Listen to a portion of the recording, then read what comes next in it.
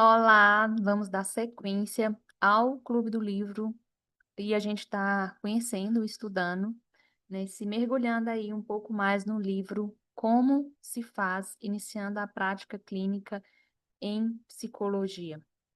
Nesse encontro de hoje, a gente vai falar sobre os capítulos 3 e 4. No capítulo 3, fala o tema Como me aperfeiçoar continuamente enquanto psicólogo clínico. A gente sabe que a nossa formação, o nosso conhecimento não para na formatura, né, na colação de grau, assim que você pega ali o seu diploma. Pelo contrário, ali começa outra caminhada, outra jornada, que é justamente o aperfeiçoamento, né? As meninas aqui no livro, as autoras trazem uma citação de Dutra que fala: a formação do psicólogo está além dos estudos teóricos e técnicos. Ela está vinculada ao desenvolvimento de uma atitude do psicólogo enquanto ser, ou seja, envolve um modo de ser, um modo de ver e um modo de estar no mundo. Ou seja, é um profissional ativo, um profissional vivo, né, na psicoterapia. Não ali descrente, morno, frio. Não, é um psicólogo que está ali em contínuo conhecimento.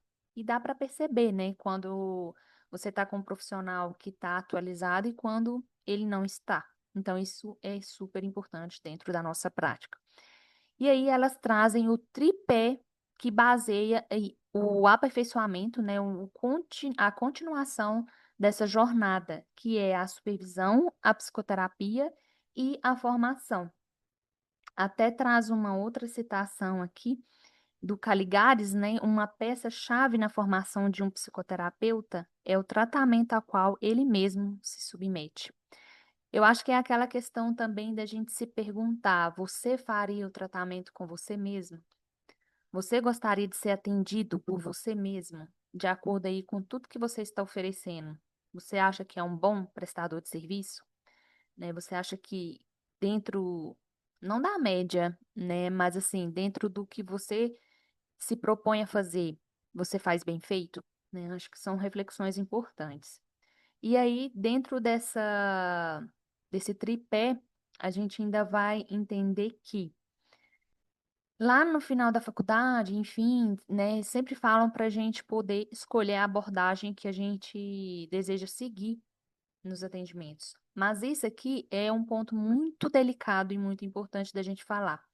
Não basta a gente gostar, né? A gente tem que entender que é uma ciência, né? A gente está lidando aí com aspectos que tem muita coisa envolvida por trás. Então, são estudos que estão sendo, eh, são estudos que estão a todo momento sendo atualizados. Então, o que eu quero dizer?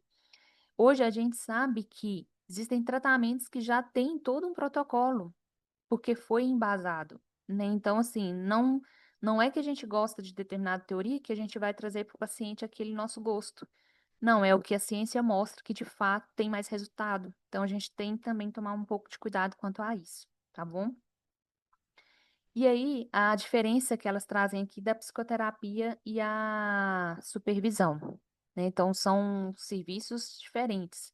Enquanto você está fazendo a sua terapia, enquanto você está fazendo a supervisão, né? Dentro da supervisão, é claro que a gente quer ser acolhido, quer ter afeto ali durante também aquele trabalho em conjunto, mas é necessário também resolver as nossas questões, as nossas dores dentro de um processo psicoterapêutico. Até traz aqui uma parte muito importante. Cada uma tem a sua importância e por isso você não deve optar apenas por uma, já que desempenham funções distintas, embora complementares. Então, dentro da clínica, é muito importante a gente se cuidar. E se cuidar envolve também esse processo de autocuidado com a gente mesmo, que é a psicoterapia, resolver ali, trabalhar as questões, mas também buscar apoio, né, de uma supervisão. E aqui traz um outro ponto que, embora eu já tenha falado, mas vale a pena a gente repetir que não podemos deixar que as nossas questões se esbarrem na questão do outro, que é ponto-chave, né, no caso do paciente. Podem ser casos semelhantes ou alguns episódios de vida muito parecidos, né, que acarretaram aí alguns gatilhos. Então, para isso é preciso que você esteja com a escuta atenta, limpa e disponível para que possa entender a história do outro e perceber que, por mais que em alguns momentos existam situações semelhantes, as que você vivenciou ou vivencia, essas questões não são suas. Essas histórias não são as suas. Por isso é necessário que, antes de buscar entender a história do outro, você conheça e entenda a sua própria história. E isso vai diretamente ligado também com a própria questão de raciocínio crítico e clínico. Se você não está bem com você mesmo, como que você vai escutar, cuidar e às vezes até seguir com o tratamento de uma outra pessoa, né? Então é o ponto básico. Não tem como você estar disponível inteiramente ali, sendo que algumas questões, algumas vivências, né, situações ainda estão muito abertas e muito ativas em você. E aqui traz também um ponto sobre o que é realmente, de fato, o papel da supervisão na prática clínica.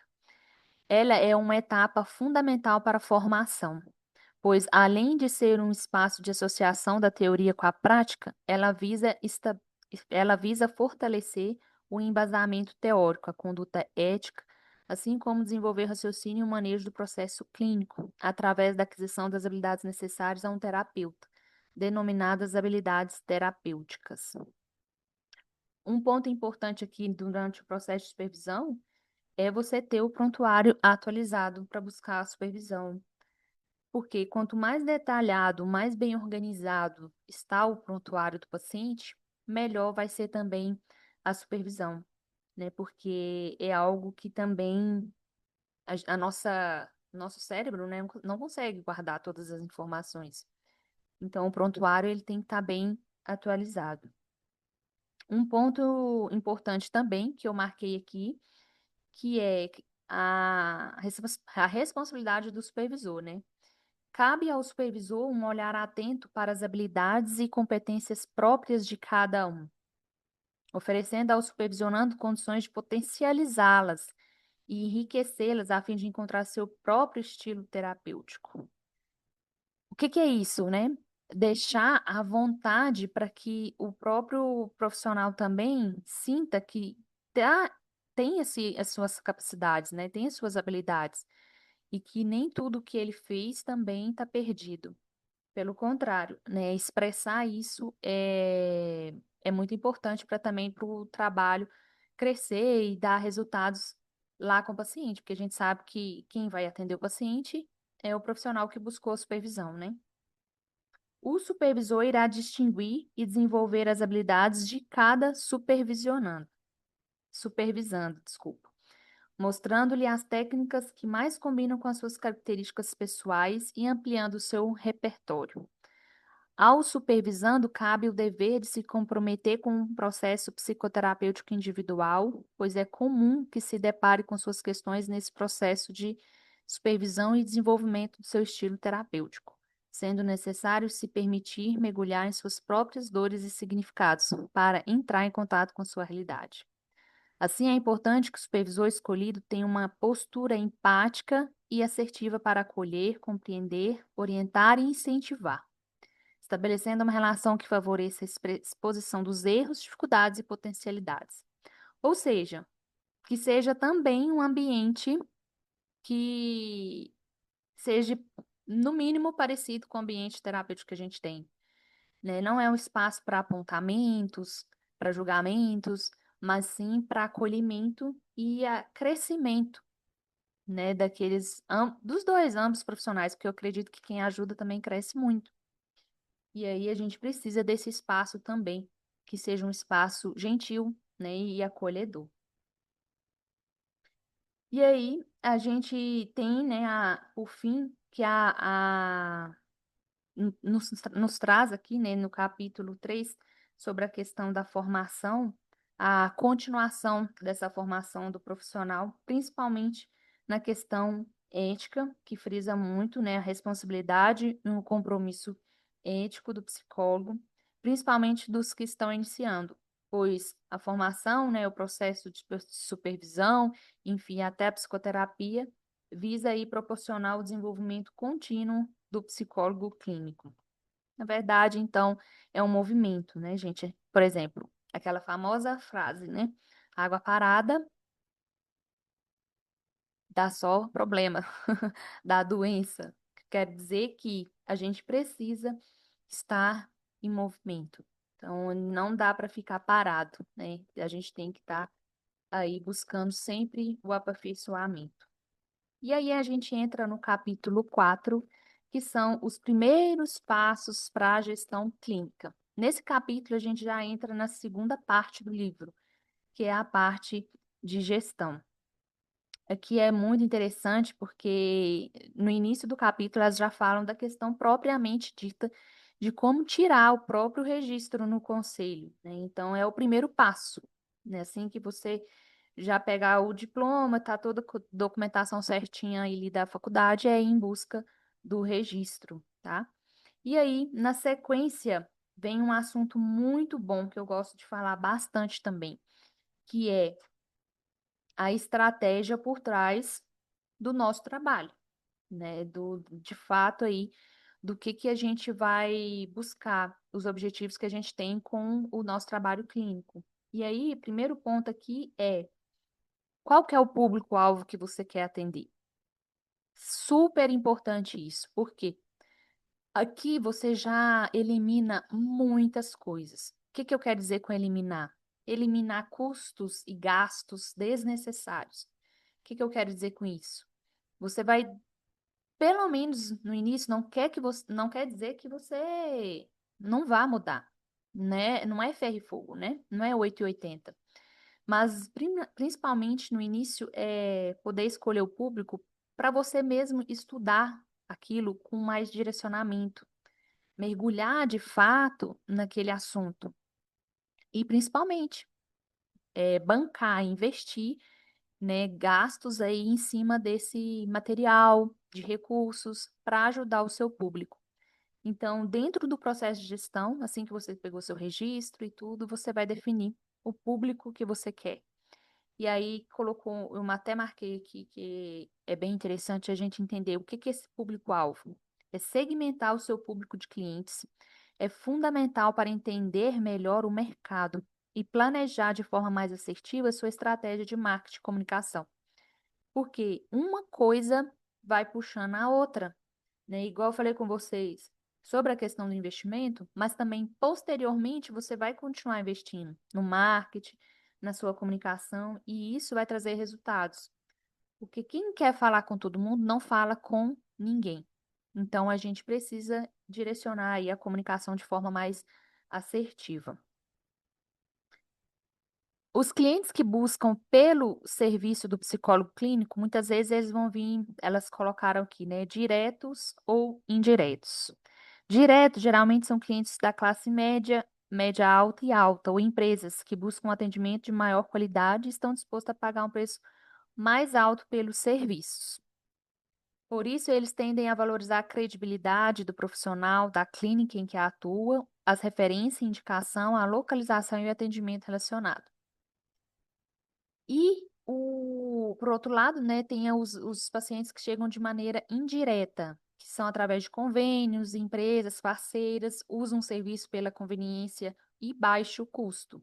Esse mercado valoriza a facilidade de acesso, o atendimento e a funcionalidade dos serviços. E aí, depois definido o público-alvo, você vai definir a carga horária. Por que que isso é importante? Porque você vai entender justamente por qual caminho esses pacientes vão chegar até você, de forma direta ou indireta. Então, por exemplo, o pessoal que trabalha com os planos, né, a carga horária vem de uma forma muito intensa, muito grande de trabalho, porque a maioria dos pacientes vem daquele canal de forma indireta. E aí, depois dessa definição de carga horária, você já vai começar a entender também qual que é o público ideal para você, com quem que você quer trabalhar. Por isso que é interessante você estudando, parar para mergulhar nesse assunto de gestão.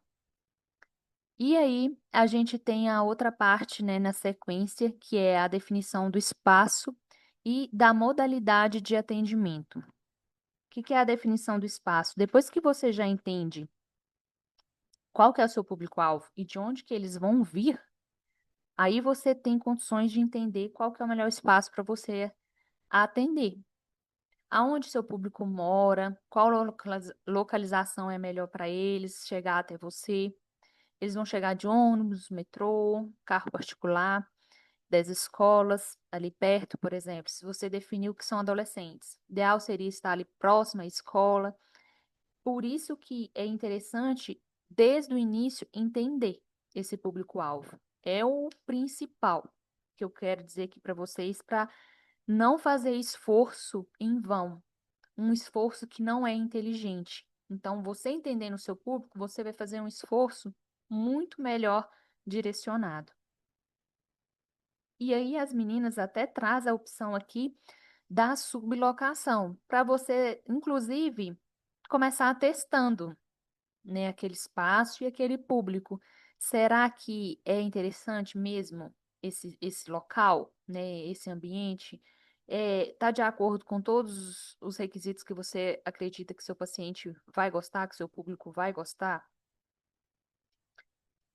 E aí também a questão aqui da parte burocrática que coloca, né, dos documentos que a gente precisa ter, na questão aí da prefeitura, né, de CNPJ, tudo isso a gente precisa buscar junto com o contador para poder abrir um espaço aí de atendimento. E aí a gente entra aqui também na questão do atendimento online, né? Que aí mais para frente elas vão colocar aqui que mesmo fazendo o atendimento online, você também tem que ter uma estratégia de comunicação, de marketing, porque também, volto a dizer, não adianta falar com todo mundo. Você não vai ser assertiva e atrair aqueles pacientes que você deseja.